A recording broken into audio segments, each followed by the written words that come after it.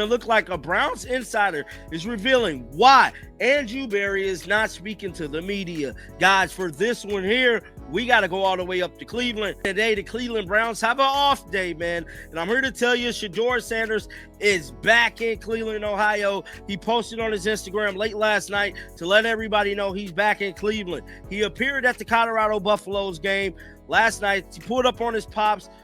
Saying some old teammates, but it was a lit occasion. It was the Buffalo's homecoming game. Unfortunately, they did lose. So apparently, the Cleveland Browns are hiding something so wild, even their mascot's confused. Andrew Berry vanished like he's in witness protection, and now Shedeur Sanders might be heading back to Cleveland. Yeah, this isn't a rumor, it's chaos. Buckle up, because this leak just blew the locker room doors off. So did anybody else find it odd that Andrew Berry decided to duck out of his annual bye-week press conference? We've kind of been talking about it all week, like that's kind of not a great look for your very poorly performing football team. But today, don't worry everybody, Terry Pluto set the record straight.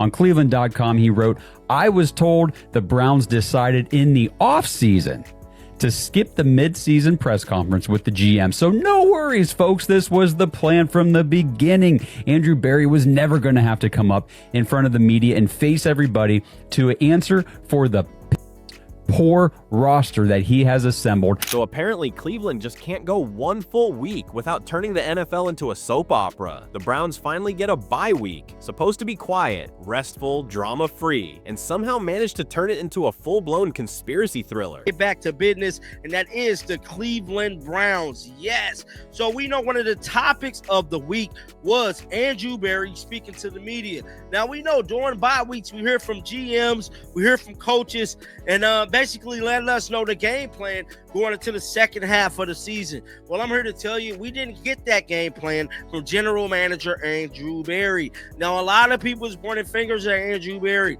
because it's looking more and more like Shedeur Sanders is not about to play. They gonna put anybody in but Shedeur. Andrew Berry's vanished. The GM has gone completely ghost, and Shedeur Sanders just popped up back in Cleveland like he never left. Because nothing says recovery and rehabilitation like hopping a private jet across the country to stir up chaos. This 2-6 abomination of a football team.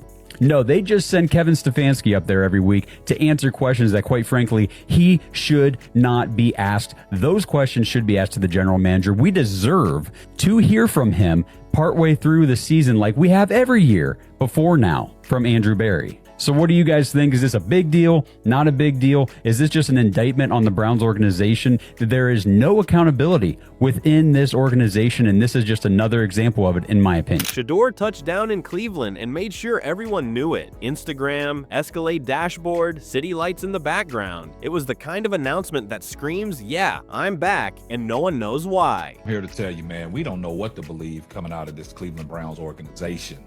We don't know what to believe coming from Kevin Stefanski's mouth. Always talking about, Shedeur Sanders not ready. Also, he's talking about, he basically, getting all his guys prepared. But as a head coach, your job is to play the players.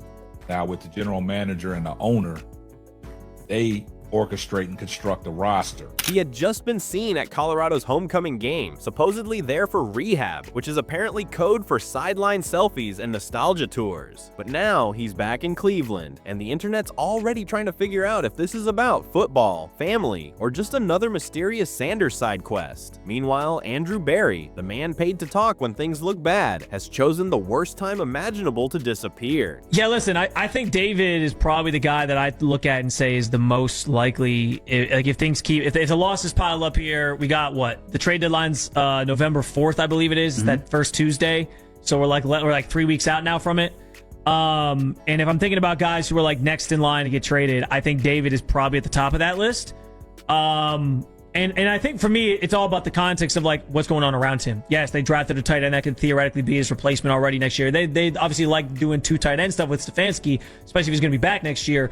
But is it worth paying this guy again? Normally, bye week means the GM gives one of those everything's fine, nothing's on fire speeches. But not this time. This time, he's MIA, and the team's pretending that skipping the midseason press conference was a totally normal decision made in the offseason, which is hilarious because no one believes that for a second. When a GM suddenly stops talking, it's not strategy, it's damage control with better lighting. Kevin Stefanski's job is to play the players.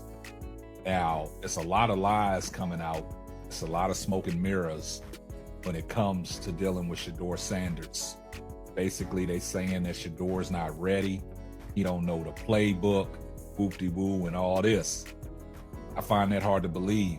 Shedeur Sanders is a master at his craft. And when you're saying that this guy don't know the playbook, he's just not ready. But like I said, it's a lot of fans are already whispering that something's up. The quarterback rotation looks like a carnival game gone wrong. Deshaun Watson's being reevaluated. Dillon Gabriel's suddenly everybody's favorite experiment, and the rumor mill says they'd rather play anybody but Shedeur. At this point, they might just pull a random guy out of the dog pound and hand him the ball. The Browns' quarterback room isn't a depth chart, it's a roulette wheel, and everyone's hoping not to land on injured reserve. The thing with some of these deals, like guys in their last year of their deal, is that there is dead caps associated with a lot of these guys still. Right. David has, I think, it's like, I want to say David is like 24 million that he still has tied up in dead cap money. Yeah, 24 million if they were to release him or trade him at this point in the season. Obviously, they're not going to release him. But so they have to eat a good chunk of that. And that makes it complicated. Like, everyone's throwing out all these different guys that could be on the move. You got to remember, like, they can take on some, they're okay taking on some dead cap hits. And speaking of Gabriel, his sudden Cleveland arrival smells like one of those backroom agent deals where everyone shakes hands and forgets to tell the coach. Turns out he shares an agent with Dan Lanning, and somehow that turned into a quarterback contract. It's almost poetic. Nepotism meets confusion. Kevin Stefanski seems more loyal to Gabriel than to his own offensive line. It went really well. I mean, both Shedeur and Travis, they're fantastic young men. They're great human beings. Just kind of getting to know them both throughout the process. They really have been like raised right. They're all about football. They're smart. They're humble. It was really a pleasure. Very clean, very similar to what you see in the fall. He's very accurate. He throws with good touch. He has good pace. Actually, thought the best balls that he threw this afternoon were the deep shot. You could fire Stefanski tomorrow, and Gabriel would probably follow him like a lost puppy to whatever team signs him next. Then there's the theory floating around that the Browns are quietly tanking the season again, which would almost make sense, except they're supposedly tanking for next year's draft, and every quarterback coming out looks worse than what they already have. Brilliant plan, thanks for mediocrity, because nothing says long-term vision like deliberately losing for players you don't even want. The offense is broken. It's all the way broken. I think what Shedeur gives you is entertainment. I think I've watched 8 Browns games this year, and I've been entertained in one of them, and that's because the defense absolutely popped off against the Dolphins. But then I couldn't even fully enjoy that because the offense set the sport back multiple decades because they had to score their offensive touchdowns without their starting quarterback on the field. So I think Shedeur Sanders at least gets me back to a baseline of enjoying watching Browns football on Sunday, and even if that's fleeting, even if it's for a week or 2 weeks. And that brings us right back to Andrew Berry. Maybe he's hiding because he knows fans are catching on. Maybe he's crouched behind his office plant, hoping no one asks him why they're running a quarterback lottery instead of an offense. Or maybe he's just tired of explaining how a team can spend hundreds of millions and still not have a clear starter by November. Either way, his silence isn't confidence, it's survival. Really, really well placed, plenty of range. You would expect quarterbacks to show well in this setting, and particularly ones with his skill set, just given how accurate and how catchable of a ball he throws. But he did a really nice job. I maybe laugh a little bit about that because I think over the past 4 years, and certainly in this setting, I don't see how that could be an issue. He can access every area of the field. we have no reservations about his arm strength. To make things even messier, the trade deadline is creeping up. November 4th is the date everyone's watching, and the Browns have been rumored to be buyers, not sellers, which of course makes no sense if they're secretly tanking. So are they rebuilding, reloading, or just rearranging deck chairs on a sinking ship? No one knows. Shedeur could technically still get traded, but after his flashy Cleveland return, it feels more like he's doubling down than moving out. They drafted Shedeur Sanders. They are unwilling, clearly, to allow Shedeur Sanders to man the offense in a real NFL game. Kevin Stefanski was asked about it, and he said, I'm not concentrating on the current development of Shedeur Sanders. I'm worried about what we're worried about. I'm now convinced that we need to do a deeper dive investigation into why they are so reluctant to give the kid a shot. I don't know that it's going to be any good. I think there's as good a chance that he stinks as that he's decent. And yet, the fan base can't stop speculating, all of them spinning theories like it's true crime night in Cleveland. Everyone's convinced the Browns are plotting something, but no one can decide if it's genius or disaster. Probably both. So what do you think? Is Shedeur really back to save Cleveland, or is this just another chapter in the Browns' endless circus? Drop your thoughts below, hit that like button if you're just as confused as the rest of us, and don't forget to subscribe for more wild twists.